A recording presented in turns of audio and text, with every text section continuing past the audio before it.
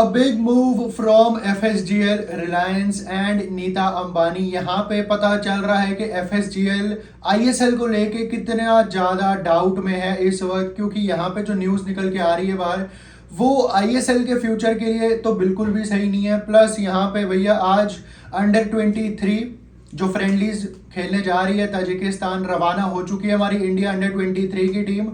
Announce हुआ है final squad, 29 members थे, उसमें से ट्रिम डाउन करके 20 ही रह गए बस, जो कि नौशाद मूसा ने सेलेक्ट करे हैं। प्लस यहाँ पे थोड़ी सी बातचीत करेंगे बांग्लादेश फुटबॉल की भी। Hey guys, welcome back to my channel. And अगर आप चैनल पे पहली बार ही आए हो तो make sure subscribe to this channel, क्योंकि यहाँ पे आपको ऐसी फुटबॉल रिलेटेड वीडियोस मिलती रहती हैं। सो मेक श्योर सब्सक्राइब यार। भैया सबसे पहले बांग्लादेश की फुटबॉल के बारे में ही बात कर लेते हैं जल्दी से, क्योंकि यहाँ पे उनके बारे में ही बात करना जरूरी है, क्योंकि एक एग्जाम्पल सेट कर रहे हैं वो कि कैसे एक फेडरेशन को वर्क करना चाहिए है। जहाँ पे बांग्लादेश की फेडरेशन अब सोच रही है कि सितंबर और अक्टूबर में एक यूरोपियन टीम के अगेंस्ट फ्रेंडली खेलें, बट ये एक काफ़ी ज़्यादा लीस्ट लाइकली ऑप्शन लग रहा है इस वक्त पे, क्योंकि सितंबर, अक्टूबर एंड नवंबर इन तीनों विंडोज में जो यूरोपियन कंट्रीज हैं मोस्टली सभी वर्ल्ड कप क्वालिफायर्स खेलना शुरू कर देंगी। तो जितनी भी यूरोपियन कंट्रीज हैं वो सितंबर, अक्टूबर, नवंबर में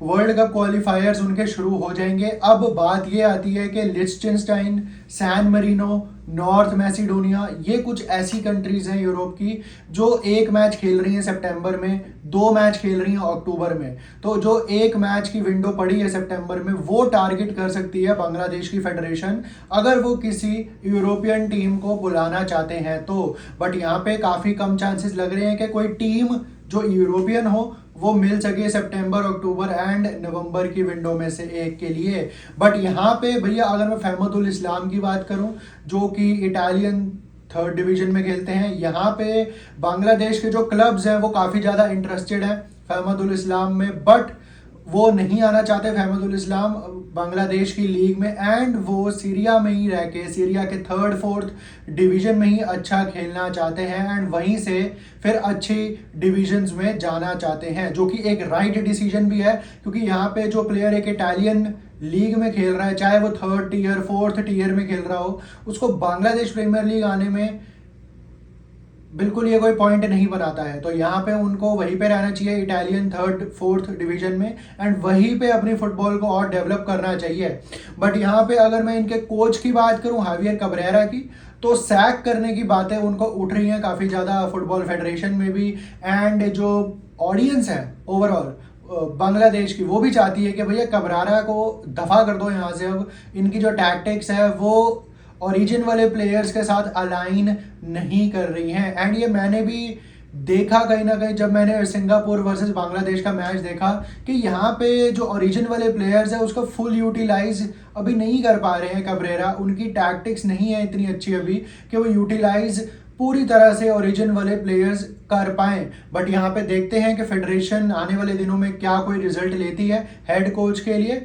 एंड यहाँ पे अब अगर मैं इंडियन फुटबॉल की भैया बात करूँ तो भाईचुंग भूटिया प्रेस कॉन्फ्रेंस करने वाले हैं 20 जून को। अब वो प्रेस कॉन्फ्रेंस कोलकाता में होने वाली है। ये एक कोलकाता के ही सीनियर स्पोर्ट्स एडिटर जर्नलिस्ट ने ये न्यूज़ ब्रेक करी है कि भाईचुंग भूटिया कोलकाता में प्रेस कॉन्फ्रेंस करने वाले हैं। अब वो प्रेस कॉन्फ्रेंस किस वजह से करने वाले हैं वो एक देखने वाली बात है, क्योंकि वो वजह अभी तक सामने नहीं आई है।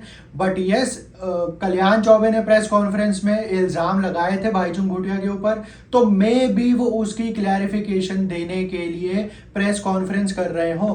बट अब अगर मैं यहाँ पे ISL की बात करूँ तो ISL भैया संदेह में है, डाउट में है। ये मैंने कल की वीडियो में बता ही दिया था। सब ऑडियंस भी यही कह रही है कि ISL बंद करो, ISL को रिवैम्प करो, ISL के जो रूल्स हैं वो रूल्स ठीक करो, स्केड्यूलिंग ठीक करो ISL की। इसी के बीच में एक कोलकाता के स्पोर्ट्स एडिटर ने ये ब्रेक करी है न्यूज़ के FSGL अप्रैल से इंस्टॉलमेंट्स में पैसे देना बंद कर चुकी है। AIFF को, फेडरेशन को पैसे देना बंद कर चुकी है अप्रैल से ही। FSGL मतलब अप्रैल, मई, जून इन 3 महीनों के पैसे नहीं दिए हैं जो इंस्टॉलमेंट्स पे देती है FSGL। एंड यहाँ पे इससे पता चलता है कि कितने ज़्यादा डाउट्स हैं FSGL को भी ISL के रिलेटेड। अब यहाँ पे ISL क्या होगी अगले साल, मतलब ये 25-26 सीजन में, वो एक देखने वाली बात है। क्या MRA एक्सटेंड होगी?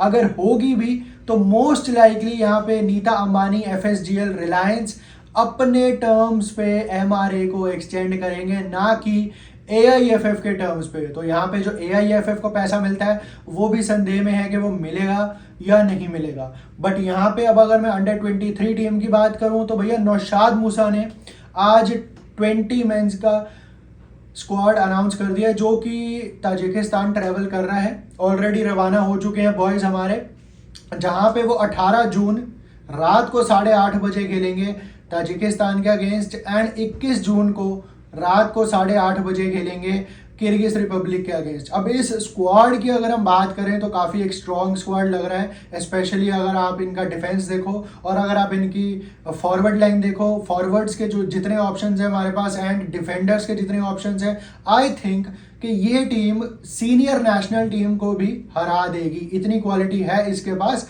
अगर ये ढंग से मैनेज कर पाए नौशाद मूसा जैसे कोच तो। बट यहाँ पे अगर मैं स्क्वाड की बात करूँ तो डिफेंडर्स में हमारे पास अभिषेक तिकचम सिंह है, हमारे पास परमवीर है, हमारे पास दीपेंदु विश्वास है मोहन बगान के, हमारे पास साहिल पुनिया जैसे गोलकीपर है। अब अगर मैं बात करूँ मिडफील्ड की तो मैकाटन है हमारे पास आयुष देव छेत्री है जो कि वापसी कर रहे हैं सीनियर नेशनल टीम से। अगर मैं बात करूँ फॉरवर्ड लाइन की तो उसमें हमारे पास सुहेल भट्ट है, पार्थिव गोगोई जैसे प्लेयर्स हैं, अनामटे हैं हमारे पास। तो काफ़ी ज़्यादा अच्छे एक स्क्वाड लग रहा है। अब देखते हैं कि इनकी ट्यूनिंग टेलीपैथी कैसी है, केमिस्ट्री कैसे दिखेगी हमको against Tajikistan and Kyrgyz republic on 18 and 21 June respectively. बाकी do let me know your thoughts regarding India under 23 squad, regarding FSGL, ISL। क्या ISL होना चाहिए, कैसे होना चाहिए, क्या क्या चेंजेस होने चाहिए ISL में? Do let me know that also in the comment section. तो यही थी आज की वीडियो। अगर आपको पसंद आई हो तो लाइक शेयर एंड सब्सक्राइब जरूर कर देना। Till then peace out.